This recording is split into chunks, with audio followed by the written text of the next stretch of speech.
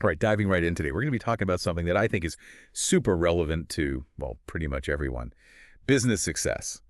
And, we've got this source here that really emphasizes that it's not just about, like, hoping for the best, right? It's about strategy and being able to adapt. Yeah, absolutely. I think for anyone who, really wants to get to the heart of the matter quickly, we're not just going to be listing things off. We're going to be looking at, how a clear direction, understanding your markets, smart finances, constantly improving, and really focusing on people, your customers and your team, how all of those things actually connect. Totally. And, the source we're looking at touches on a whole bunch of stuff. Yeah. Setting that an initial vision, managing money, knowing your customers like the back of your hand, staying fresh with innovation, and building those all-important relationships. Plus, marketing, networking, using data to make decisions, and being able to bounce back when things get tough. We're basically trying to give you those insights without, overwhelming you. Right. So I guess let's kick things off with having a clear vision. We always hear about this, but what's the big deal? Why is it so important? Well, you got to think of it like your business's destination. Without it, you're basically driving around without a map. Makes sense. Having a strong vision, along with some really specific goals you can actually measure, like, maybe increasing customer retention by 15% next quarter, it gives everyone a clear focus. It helps you decide what's important. Like, it's the foundation. Okay, so you've got that foundation. Now what? Now you got to understand your market. And I don't just mean knowing, like, who's buying your stuff, right? Right. It's about going deeper. Like, what are their needs that nobody's meeting? What's going on with the current trends? Who else is out there doing what you're doing, and what are they up to?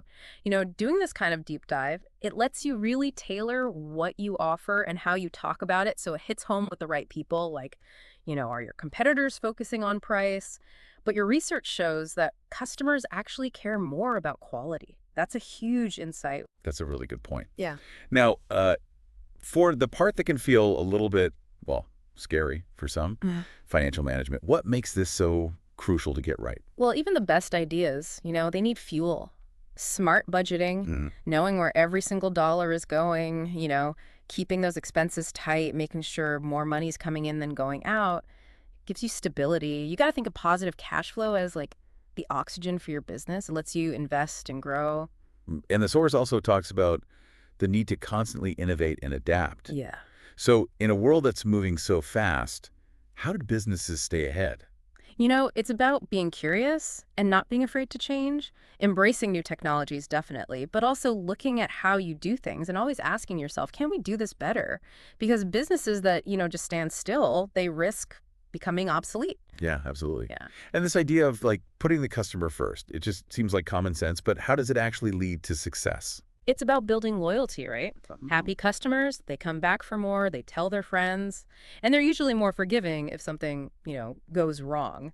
If you're actively listening to what they have to say and you're making changes based on that, it shows them that you actually value them. And that creates a really positive cycle. For sure. Our source also goes into effective marketing. What are the essentials for getting your message heard? Reaching the right people where they are, it's about understanding, which channels your target audience is using, whether it's online, social media, or something else entirely, and then giving them valuable content that speaks to them. It's not just shouting into the void, it's about making a connection. Totally. Now, shifting gears internally, the source also talks about building a strong team. Why are the people within a business so important? Because they're the engine that makes everything go. A team that's skilled and engaged, they're the ones driving innovation and actually getting things done.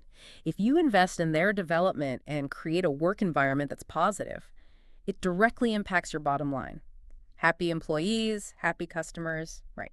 Yeah, makes It's sense. all connected. The source also mentions networking and partnerships. How do these external connections actually contribute to success? They can open doors that you might not be able to open on your own. Strategic partnerships, they can help you reach more people, give you access to new resources, and provide you with some valuable insights into your industry. It's about building like a support system. Makes sense. Yeah. And in a world that's overflowing with data, how important is it to actually use that data to make decisions? Well, it takes out the guesswork, right? By tracking those key metrics like how much it costs to get a new customer or how well your website is converting visitors into buyers, you can see what's working and what's not. And that lets you fine tune your strategies and make choices based on, facts, not just intuition. Totally. Hmm. So finally, let's talk about resilience and continuous learning. Mhm. Why is this so important? Like, how does this tie everything together? Well, the business world, it's not always going to be smooth sailing.